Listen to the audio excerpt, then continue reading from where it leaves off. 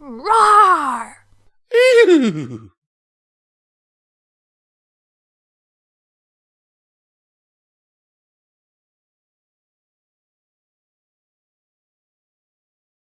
So, about the weather, by Not Enough Coffee. The P.A.W weather team really got to get it together. So, here's the plan. Go up to Silverstream and ask her out to lunch. It's simple, straightforward, and she loves to socialize. This should be a cinch. Well, there's one issue. I suck at these sorts of things, and she's too cute for her own good. This was not going to be easy, but I'm going to do it anyway. You're a griffin, Gallus. You're made of sterner stuff. Asking an adorable, cute, and hot friend out for a to lunch, should be like a walk in the park. So, dorm rooms. She should be in her dorm. Walking up to her door, I knocked on it a few times in a row, sweat starting to slide down my face. I gulped, a part of me hoping she wouldn't answer so I can live another day without embarrassment. But another part of me desperately wanted to rip the door off its hinges and just let me get to the point of the matter. After a second of hearing nothing from the other side, I gulped, swallowing my growing anxiety. Okay, it seems she's not here. She's probably out in town doing her usual round of socializing and terrorizing of the townsfolk.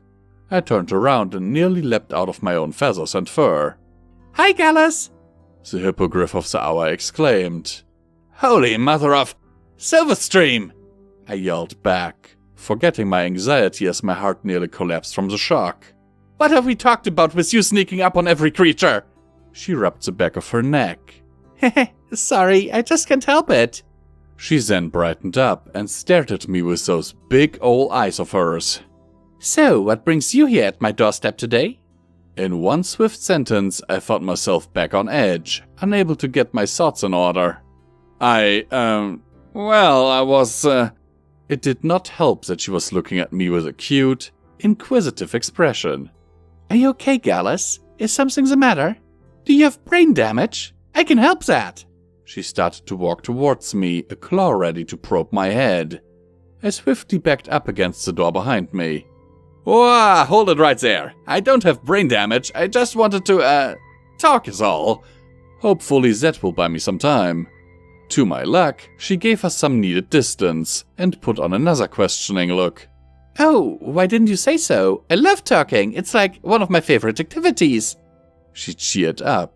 "Yep, I know, but that is only gonna make this next part even worse. What if she tells all of our friends? What if she gets Pinky to throw some sort of I went on a date with a griffin party?" I found myself silent, raising a clawed finger, only to deflate and forget how to speak once more. To make things worse, Silverstream started to look concerned. "Okay, Gallus, is something actually wrong?" "Great, you're really blowing this and you haven't even got to the point yet." "Well, I'm not going to just let myself be vulnerable here. I had a reputation to uphold." So, about the weather?" She looked taken aback. What about the weather?" I'm digging myself a hole here, but I've already got this far, so now was the time to own it. "Yeah, the weather. That's what I wanted to talk about." She raised a brow. "Really?" She then laughed out loud. I felt my cheeks burning. "Hey, this ain't funny. The weather is serious business. Professor Dash says so it must be true, right?" She conceded to my made-up point. "I guess you're right." She wiped a tear from her eye. "Man, you're a real jerk, Gallus. Can't even ask a friend out to lunch without pulling a big lie out of your rear end." "Well, I can't stop now." "Yeah, it's been too hot for winter. You agree, right?" She nodded her head. "Mm-hmm. And despite that, there's a huge blanket of funky-looking clouds outside, right?" She nodded her head quicker this time. What's your point?" "It's just weird, alright? The weather is super serious and the P.A.W are really out of whack right now. Funky-looking clouds and hot weather in winter. What's the deal with that? Don't we have enough to worry about without winter break homework getting in the way of our precious free time?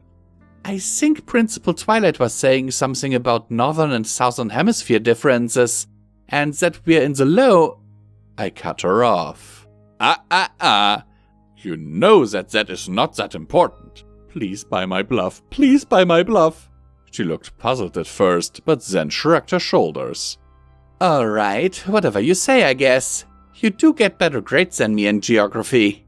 Cool, I can roll with this.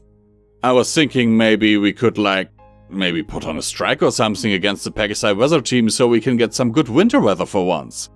I could feel her energy about to burst from her body. Oh my Celestia, that sounds amazing! Let's go get the others! We could all do this together! Maybe we can get extra credit with this being some sort of friendship project we put on. Down with the bad weather, in with the cool air! Or something like that. She walked up to me faster than I could react and gave me a quick hug. You're so smart, Gallus! I'm glad we're friends! I was steaming under my feathers, and before I could come up with a rebuttal on why this was actually a bad idea, she was gone and out of sight. Good going, Gallus. This was supposed to be a simple question of whether to go to lunch. Now you've got to get your strike voice and sign-waving arms ready. I'm really bad at this, and I'm sure I'm gonna lose some friendship points from Applejack for being so dishonest with myself and my friends. At least I got a hug from Silverstream out of this, so that was nice. Author's note. The Student 6 need so much more love than they receive. They are honestly the best part of the show for me during its last 2 seasons. This is my first time writing for them, and it's for a good friend of mine, jack of a few trades. He's a burp-loving fanatic, and he's written one of the best stories featuring Gallus and Silverstream. Here's a link to that for those interested. Set sail. He's also into the weather as a meteorology student, so I figured the subject here would be way up his alley. His favorite ship and his favorite subject. I just wanted to write this for him, cause each time we talk it honestly brightens my day. Go give him some love, he deserves it. Yeah, I know, I am publishing 2 stories in one day. I just couldn't help it. Hopefully this one does well, cause it's special. Thank you all with reading. With love, not enough coffee.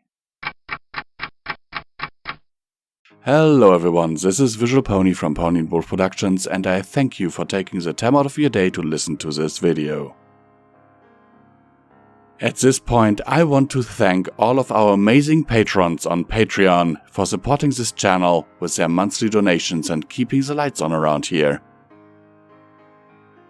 Now, more than ever, it is important that you support your favorite content creators, because due to YouTube's new content policy changes, we, along with other content creators, had to demonetize a lot of our most profitable videos. For us, those are the Fallout Equestria stories. As you can see on the graph on screen right now, our earnings per video used to be relatively okay, even though the earnings were never enough for a viable career.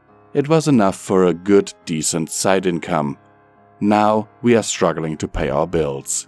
If you want to support us for as little as $1 a month, you can do so by clicking on our Patreon link down in the description below.